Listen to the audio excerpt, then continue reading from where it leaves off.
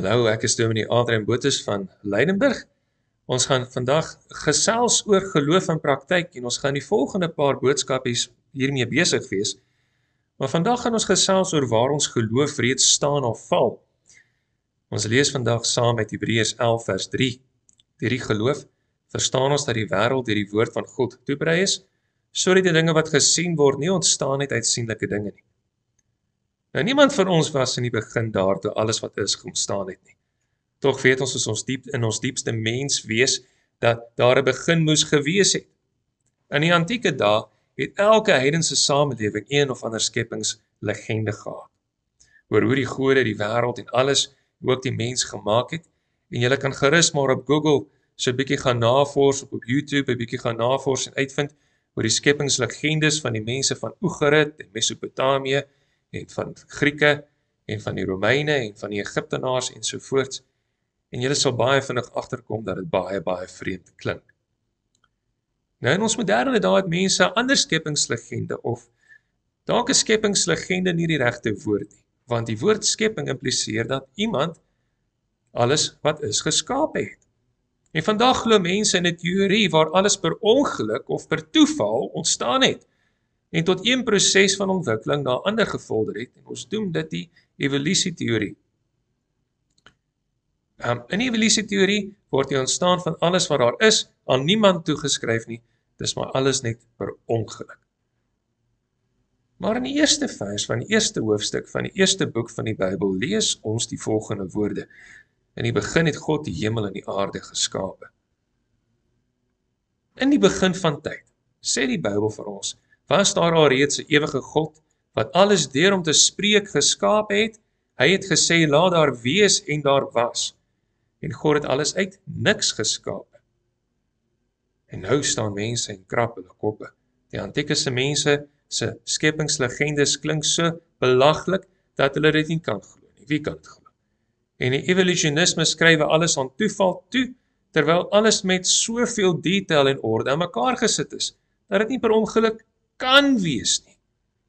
En dan praat die Bybel van 'n ewige goddelike wese wat slegs die opdrag gegee het dat alles moet ontstaan, en toe het dit ontstaan. Wie is reg? Wanneer jy die Bybel lees, word alles verder vir jou verduidelik. Alles was volmaak en goed geskape, ook die mens, en die sondeval het alles verander toe die eerste mense, Adam en Eva, teen God gerebelleer het, deur homself te probeer om soos gode te word, en aan God ongehoorsaam was. En die boosheid, die wreedheid en die ellende van die mens word aan die sondeval toegeskryf. En dan leer die Bybel ons hoe hierdie skepper God op 'n eeuwelange veldtog gaan om seker te maak dat daar 'n oorblyfsel van die mens sal wees wat nie verlore gaan nie, en dat hulle ten alle koste gered sal word. Hulle hoef niks te doen om gered te word nie, behalwe om te glo dat hy waarlik God is, of dat hy is, en na sy woorde te luister en te glo dat sy woorde waar is, en om na hom te soek. En hierdie groote God se woorde het realiteit geword in Jesus se menswording en sy offer aan die kruis, waar hy vir ons sondes betaal het, en toe hy die dood oorwin het, deur op die derde dag uit die dood uit op te staan. En die Heilige Gees is oral waar hierdie wonderlike boodskap van God verkondig word.